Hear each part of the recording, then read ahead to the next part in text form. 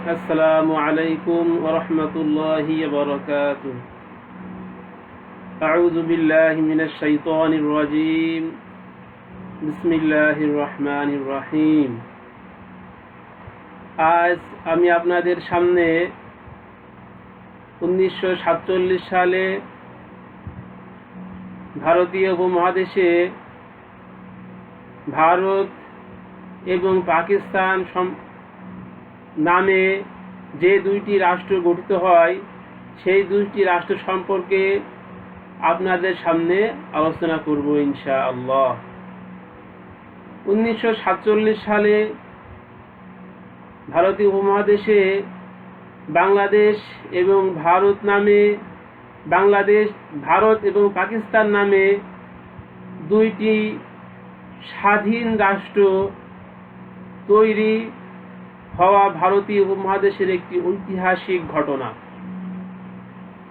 1947 সালে ইংল্যান্ডের শাসকগণ যখন ভারতীয় উপমহাদেশ পরিত্যাগ করেন, তখন ভারতে দুইটি নতুন স্বাধীন রাষ্ট্র গঠিত হয়, একটি ভারত, একটি পাকিস্তান। 1947 সালে নবগঠিত পাকিস্তানের গভর্নর জেনারেল ছিলেন মোহাম্মদ আলী জিন্নাহ, প্রধানমন্ত্রী ছিলেন লিয়াকত আলী খান, পূর্ব বাংলার মুখ্যমন্ত্রী ছিলেন খাজা নাজিমউদ্দিন। ভারতের রাষ্ট্রপতি ছিলেন রাজেন্দ্র প্রসাদ, প্রধানমন্ত্রী ছিলেন পণ্ডিত জওহরলাল নেহেরু।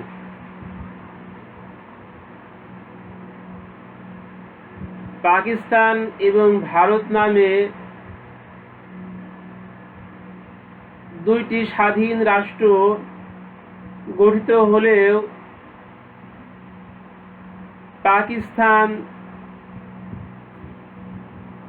ছিল দুইটি মুসলমান বিশিষ্ট এলাকা। একটি পাকিস্তান, একটি পশ্চিম পাকিস্তান, একটি পূর্ব পাকিস্তান। পশ্চিম পাকিস্তানের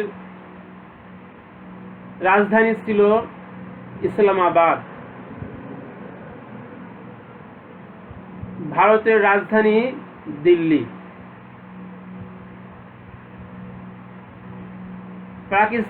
পশ্চিম পাকিস্তানের প্রথম গভর্নর জেনারেল মোহাম্মদ আলী জিন্নাহ,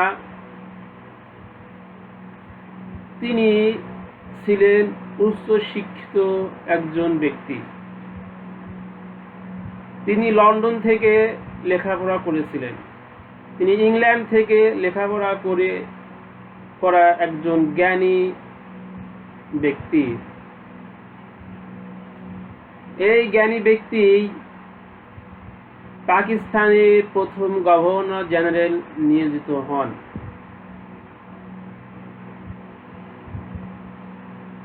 পূর্ব বাংলার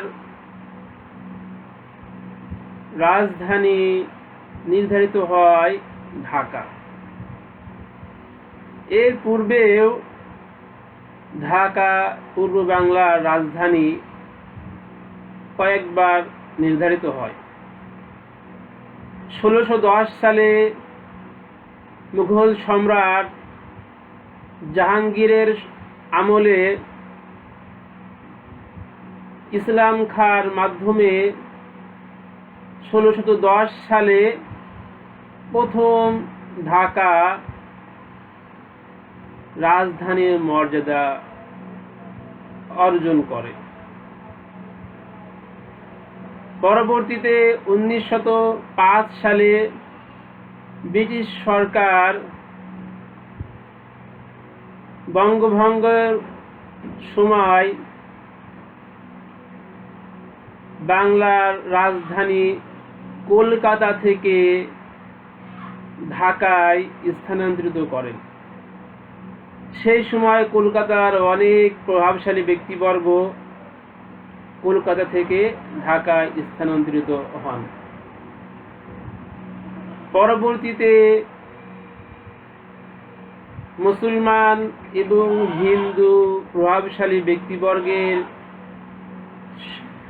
মধ্যে বিভেদ সৃষ্টি হওয়ার ফলে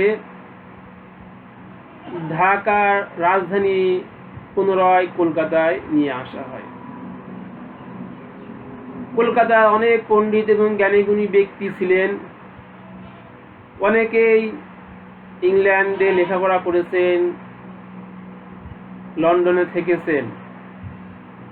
তাদের মধ্যে উল্লেখযোগ্য হলেন মুসলমান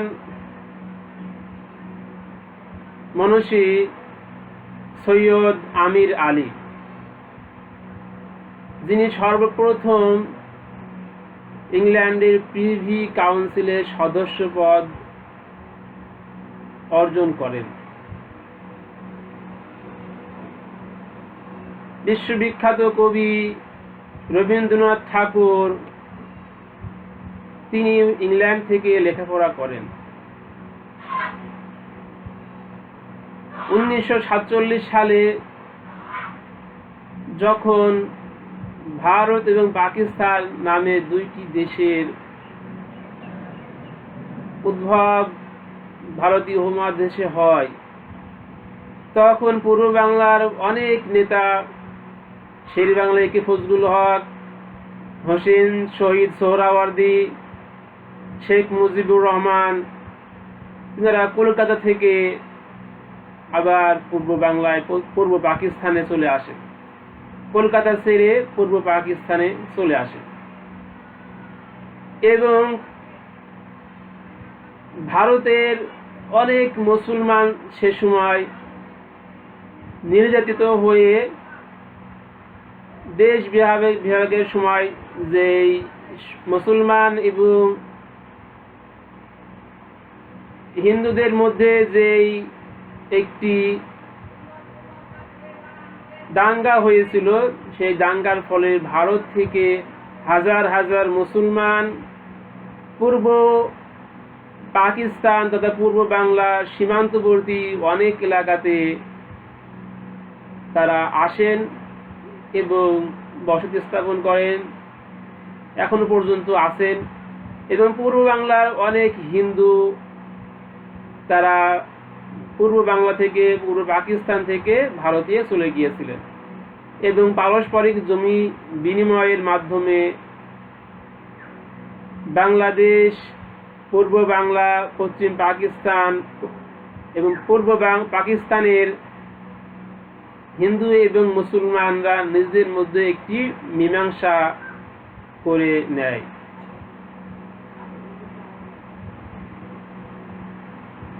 1947 সালে পূর্ব পাকিস্তান এবং পশ্চিম পাকিস্তান এই দুইটি প্রদেশ ছিল বিচ্ছিন্ন। পশ্চিম পাকিস্তান এবং পূর্ব পাকিস্তানের মধ্যে ছিল ভারত।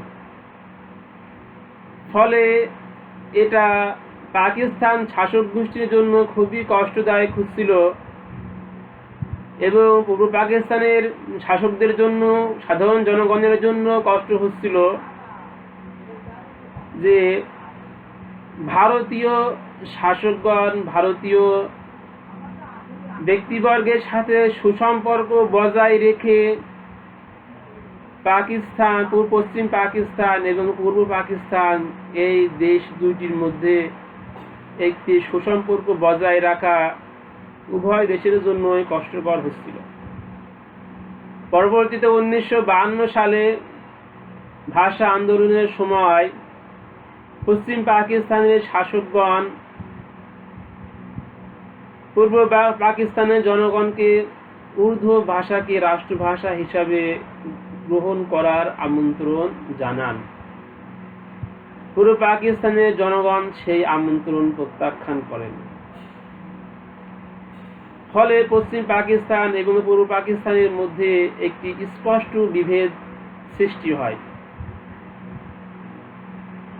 এবং পাকিস্তান শাসকগণ পশ্চিম পাকিস্তানের শাসকগণ খুব ভালোভাবে উপলব্ধি করতে পারেন যে পশ্চিম পাকিস্তানে থেকে ভারতীয় শাসকদের সাথে সুসম্পর্ক বজায় রেখে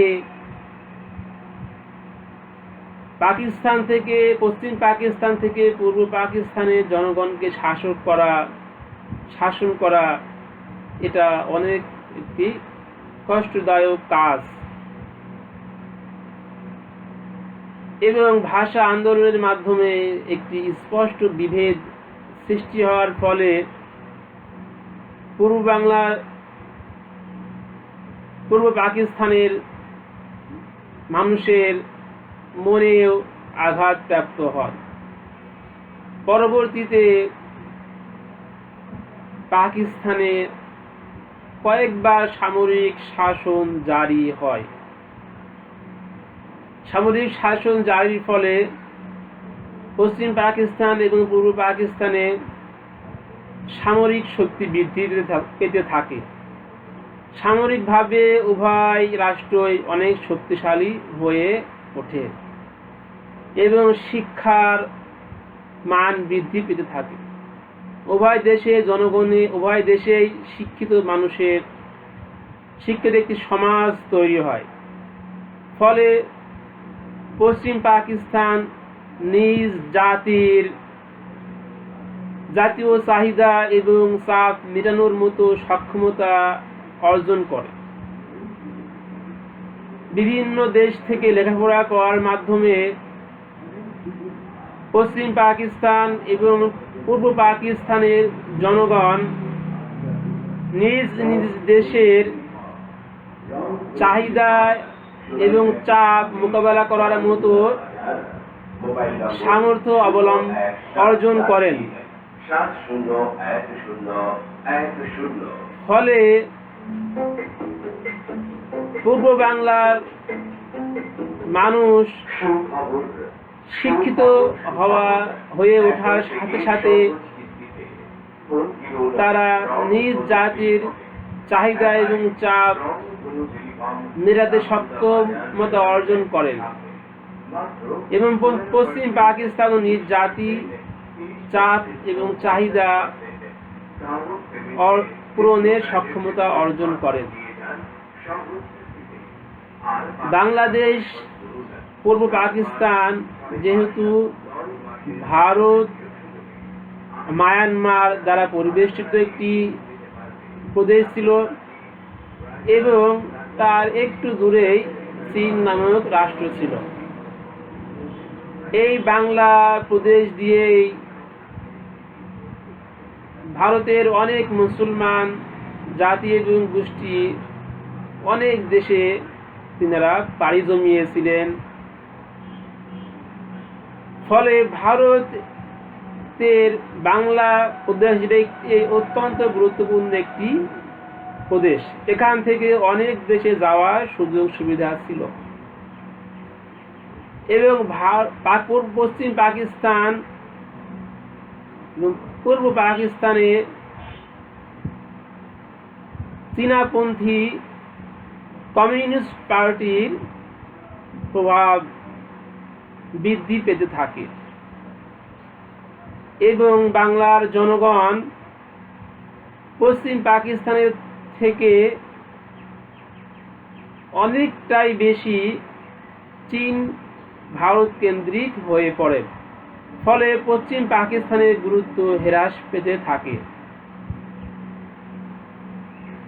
এমত অবস্থায় বারবার সামরিক শাসন জারির মাধ্যমে